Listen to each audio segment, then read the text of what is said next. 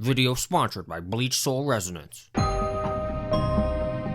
What made it this way? What is the attraction? What keeps us fascinated? This is the story of J-Stars.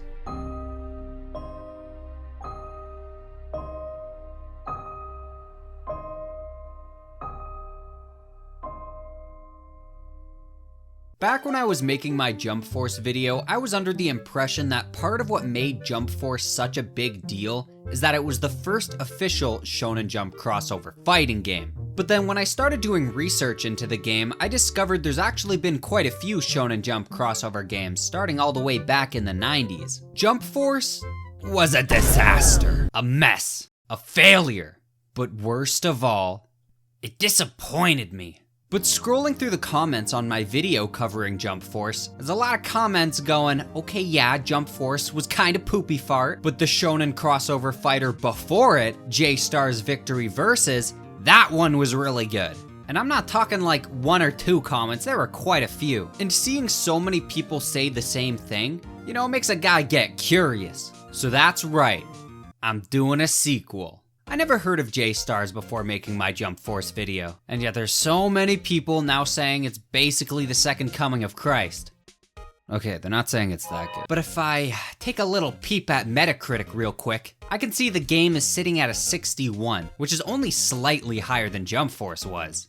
And still below Mort the Chicken? What is happening? Why is Shonen Jump so washed? But I am not one to count my hens before they hatch. I want to judge J-Stars as both the direct predecessor to Jump Force, which I covered last time, but also judge J-Stars on how it stands on its own 2 feet as its own game.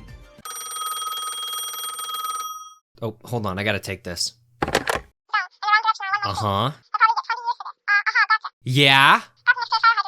Money? Ladies and gentlemen, today's totally epic video is sponsored by Bleach Soul Resonance. Folks, if you've ever wanted the opportunity to immerse yourself in the world of Bleach and experience a story that stays true to the source material and has innovative, blade-clashing gameplay, look no further because Bleach Soul Resonance, the officially authorized action Bleach game, has it all. I'm talking the kind of gameplay, the kind of action that's pretty good. Unleashing Bankai through your fingers. And all this on my smartphone?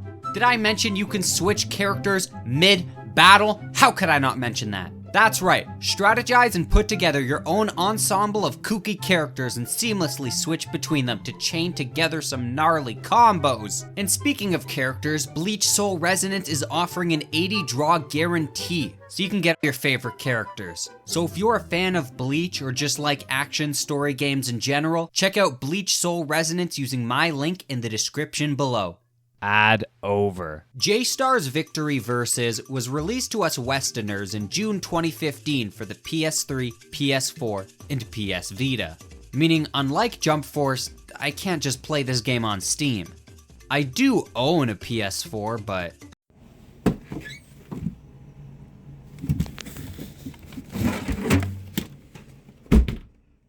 where are the cords? Therefore, for me to play this game, I'm gonna have to bring back an old reliable. Nah, I'm not doing the same bit again for the 3rd time. Actually, fuck it, it's my channel. I'm doing the same bit for the 3rd time. Alright, guys, whoa, look at this, check it out! I got my special edition PS3 Blue. Sony only made 20 of these and I own 4 of them. They're totally legit, totally legal, and play whatever game I need for a video. I think it's time we find out if J-Stars is more jump slop, or perhaps a jump gem. But before I even start the game, I gotta glaze the box art. One of my big issues with Jump Force is that it didn't feel like a Shonen Jump game as much it was just a game about the big 4 with special cameos every once in a while. And this is reflected in Jump Force's box art, which has Goku, Naruto, and Luffy standing in a big blue void. But J-Star's cover, on the other hand, puts the emphasis on the characters. The many characters and many series being represented in this game. Look at all these characters. There's so many characters, I'd give you a number, but I can't even count that high. At least 7. Launching the game, we get this beautiful sick ass intro animation. Jump Force's intro animation was this dark, serious, oh, I'm Naruto and I'm in the real gritty world now. And it's all dark and depressing because it's the real world and has real world villains like Jillian Maxwell and Joseph Kony. But J-Star's intro? Nah, we're here for some fun. Saturated colors, an upbeat J-Rock song. But the best part, look at the very first scene of the intro. The focus is on all these different characters from all these different series coming together for one big crossover. Yeah, it's a little goofy. Yeah, it's a little silly. But to be fair, so was Shonen Jump up until like 10 years ago. It's not the best intro I've ever seen, but comparing it to the uninspired drag that was Jump Force's intro, this shit is looking like prime Vincent van Gogh. And even when the intro ends, guess what doesn't end? The charm. Because look at this home screen, man! This is how a shonen crossover's main menu should look like. So much charm and personality, it's like, I mean, look at the background images, they're like manga panels. And there's even little automatopoeia whenever you hover over a new option. It's like a celebration of the medium. And I'm sorry, but are you hearing that music? Are you pumped to beat the fuck out of Goku? I sure am! Want to see what Jump Force's home screen was? It was this. And then after I click play, boom, Epstein's Island. There's quite a few modes in this game, but let's start with the big one. Guys, are you all ready to go on a J adventure? The J adventures, plural, are this game's story modes. We get 4 different J adventures to choose from, and you want to guess the 4 series that got a campaign? Alright, say it with me this time. One Piece, Naruto, Bleach, and Toriko. Gentlemen, I believe there's a sneak among us. When starting a campaign, you get a little text scroll catching you up to the story thus far. Ignore the little compiling shaders message that might appear sometimes in the footage. That's totally a part of the game, and it's actually a feature of the PS3 Blue. Luffy's campaign starts with Luffy and Nami dicking around when God himself opens up the heavens to speak directly to Luffy. He tells Luffy that the J Festival is soon and it's gonna be an epic battle royale, and the winner gets anything they wish for. And since Luffy is a popular Shonen Jump protagonist, he should go compete. So off he goes, not Nami though, and from there we're released onto the open seas. Dude, nobody told me I would get to sail around a 3D Jump Universe map in this game. Dude, this has no reason to be as cool as it is. Look, they got the little pig elephant thingies from Hunter x Hunter. They got the Laboon whale guys from One Piece. They even got what? Before heading to Korin's Tower to enter into the Jump Festival, we need 3 fighters. And since Luffy's traditional values won't allow him to let Nami participate, we gotta find 2 more. So instead, we get Luffy's brother Ace and Pegasus Saya from Saint Seiya.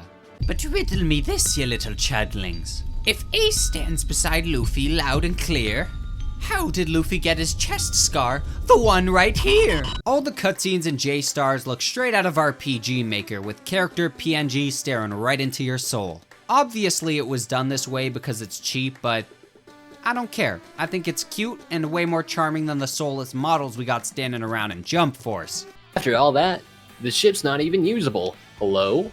Is anyone here?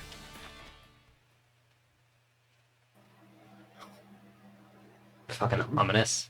Oh, guys. Okay, what the That's an insane picture. Once we arrive at the tower, God is revealed to be Korin from Dragon Ball, and we're met with a whole bunch of other 3-man teams we're gonna have to fight. It's because they didn't want to make them look normal, so they scaled them. What the fuck is that team? That's a Goku PNG as well.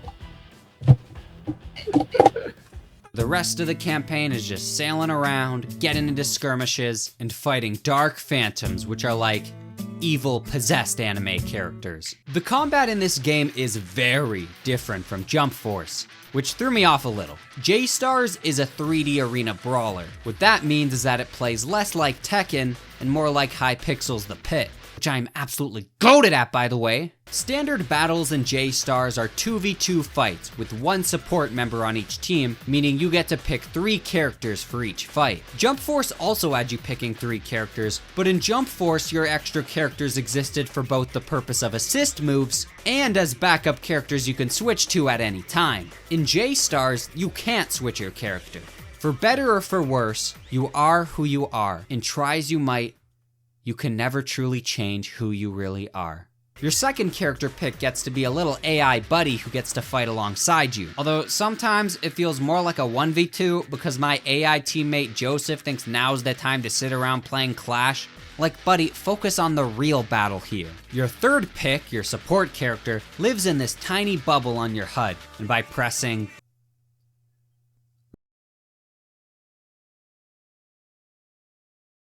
the proper button, you can temporarily release them from their shackles whence they do one attack and then get sealed back again. Although I was a little thrown off at first, I think I actually vastly prefer this battle system to the one in Jump Force. The 2v2 fights are far more chaotic and goofy, and frankly that's just more fun. To compensate for the big 2v2 brawls, the maps are far bigger than Jump Force and actually have stuff in them to interact with. Something I didn't even notice playing Jump Force until now is that every single map in that game is the exact same. They look visually different, sure. LA sure is a different city from San Francisco, but every map is just a circle. Not even like a cool circle, there's nothing in them. Oh, but you see, for a competitive fighting game, it is imperative that the map doesn't blah blah blah blah blah. Dude, Final Destination is fun and all, but sometimes a guy just wants to play on WarioWare just to feel something. Also, don't pull that competitive game crap when Sanji can't even fight like a third of the roster. J-Stars decided to have fun maps. Every map is like a big mini open world where you can run around in, scale buildings, and even destroy parts of the map. J-Stars has 11 maps, which is less than Jump Force had, but unlike Jump Force, every single map in this game is from a Jump series, which you'd think would be the bare minimum, but you'd be surprised. Goodbye, New York. Sayonara, Japan. Au revoir, Paris. Arrivederci, Mexico. There is one map that is just straight up a city, but I don't even mind because A, it is technically from like Kochikame, B, the art style of this game actually makes the city look like a coherent part of this universe. C, having one city map actually makes it unique because it's the only one of its kind. And D, there is a park with a slide you can climb and play on, I Sound 12. There's something cool about being able to run around 3D recreations of iconic anime locations. Like, I'm not alone here, right? When I was a kid, before I had a proper grasp of the limitations in games, one of my favorite things to do in any game I played was explore. In Mario Galaxy, I would run around Rosalina's observatory, making sure I've seen every single little nook and cranny. Or while playing Mario 64 DS, I would run around the courtyard for hours looking for any way or any secret I could use to get up onto the castle roof. What I'm trying to say is that these iconic locations deserve to be more than just a backdrop. Because if I grew up with this game, and you told kid me I could run around Konoha as Luffy, that would just blow my mind. I bet I wouldn't even care about the fighting. I would probably just roleplay with my favorite characters like they were dolls. I would roleplay with myself. I would sit in front of the TV and play with myself for hours. Back to our J adventure, the story is, well, it's okay. I'm not gonna lie to you and be all like, oh my god, the J-Star story, it touched me. But like, for what it's worth, it held my attention like a little longer than Jump Force's did. Unfortunately, what was not cute is that when you give me 4 different campaign options, I'm gonna think I'm getting 4 different unique stories, but no.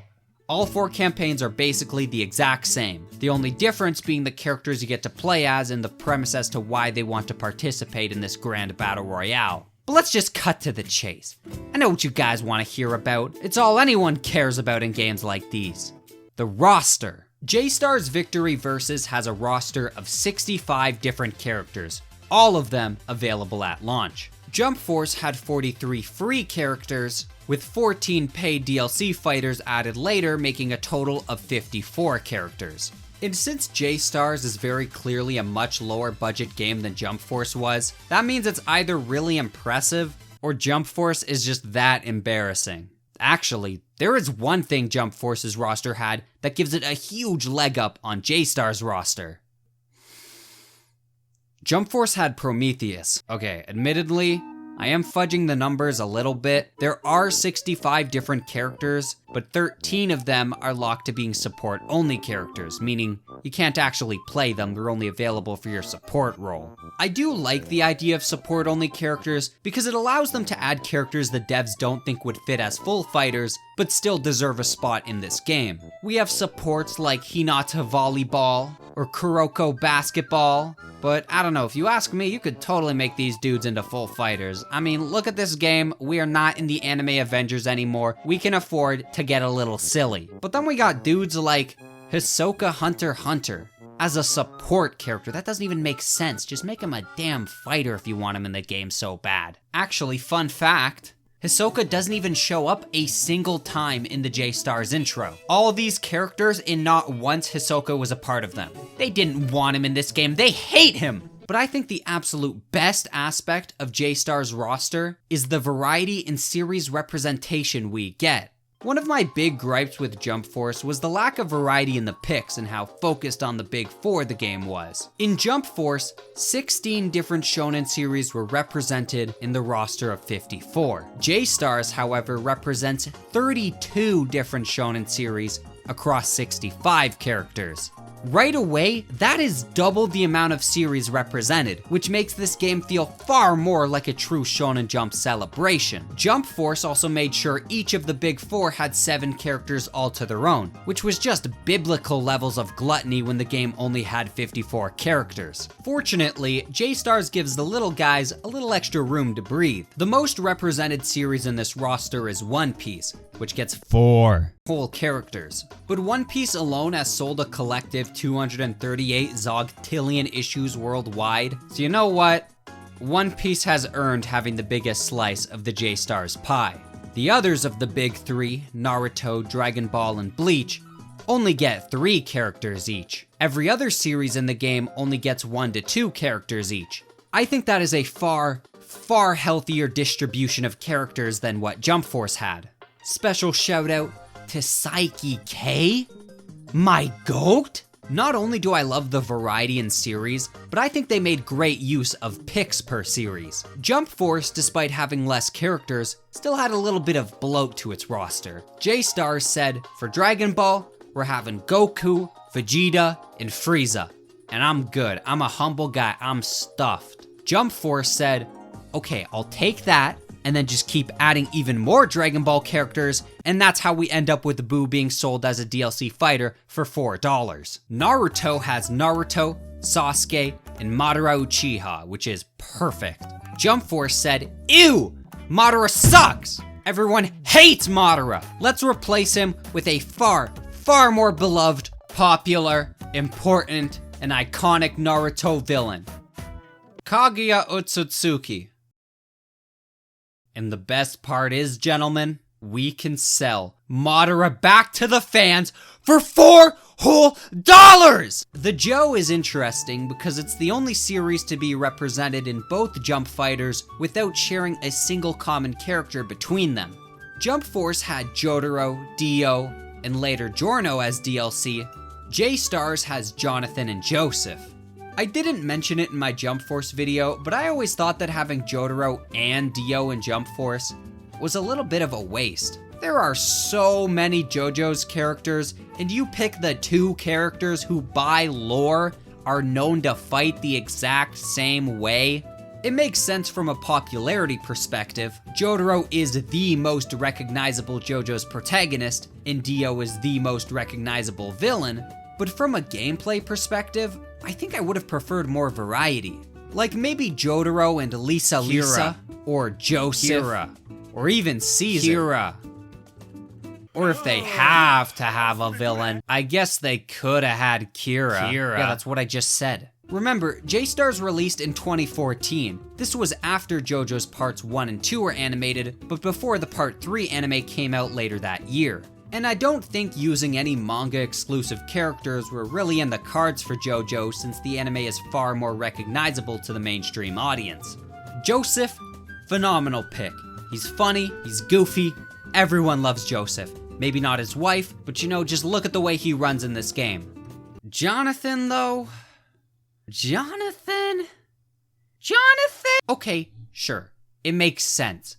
Since it had to be people from parts 1 and 2, and we already got a part 2 guy, I mean, it makes sense.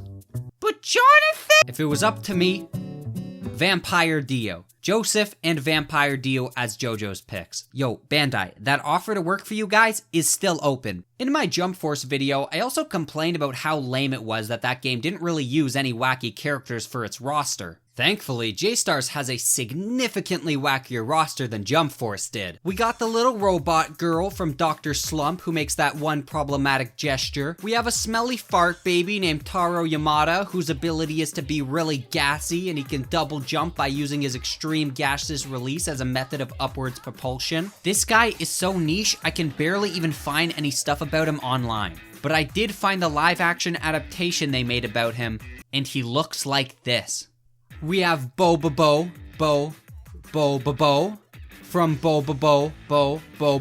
Then we got this girl named Medaka Kurokami from Medaka Kurokami. I have no idea who this character is, but from this game I have gathered that her only reason of existing is to be incredibly hypersexualized to the point it becomes comical, which is kind of crazy because she's 15. My favorite character is this funny looking fellow named Ryotsu, and he's from Kuchira, Katsushikaku, Kamari, Kounmei, Hashitsujo. When you sprint, he pulls out a whole bicycle. He can dig around in a goofy looking box to get his goofy little gadgets, and when he crawls, he holds out his tennis racket like he's infiltrating a Viet Cong Cancun. The only series I kinda think was a bit of a miss in J-Stars was weirdly One Piece. If you had to pick 4 One Piece characters you think would be best for representing One Piece in J-Stars, what would you pick? And no, you can't choose 4 Akainus, but you can choose 1 Akainu. Why the fuck is Akainu in this game? Luffy, Zoro, Sanji, Nami.